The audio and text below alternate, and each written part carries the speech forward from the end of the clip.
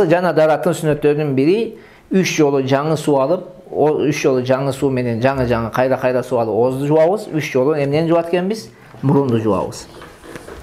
Ошол оозду мурунга алганда, эгер орозо болбосок, оозго тартканда тамакка чейин жеткириш керек. Оозду чайкаган кезде. А мурунда жанагы ачышат го, дымак деп коебуз. Ошол жерге чейин жеткириш керек. Эгер орозо боло турган болсоң, жөн эле чайкап коесуң. Мындай мурунга алганда тартпайсың да, ошол кирип кетпесин. Кирип кетсе орозо эмне болуп калат? Бузулуп калат. Ана бул жерде дагы булардын өзүнүн неси бар. Ооз менен мурунга алуудун дагы 5 сүннөтү бар таксыры. Экөөнүн ортосундагы. Биринчи экөөнүн ортосундагы тартип сүннөт. Биринчи ооз, анан эмне келет? Мурун келет. Жанагы биз биринчи котормо деп которсок, биринчи мурун анан ооз болуп калат да. Түшүнүктүбү?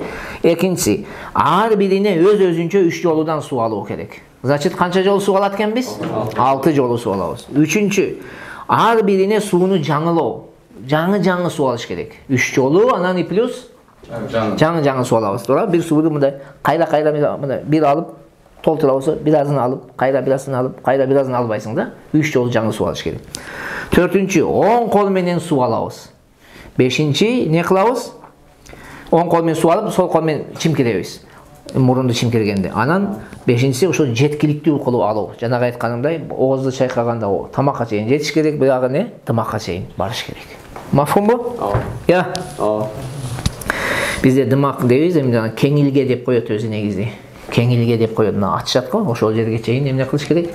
Суу алыш керек.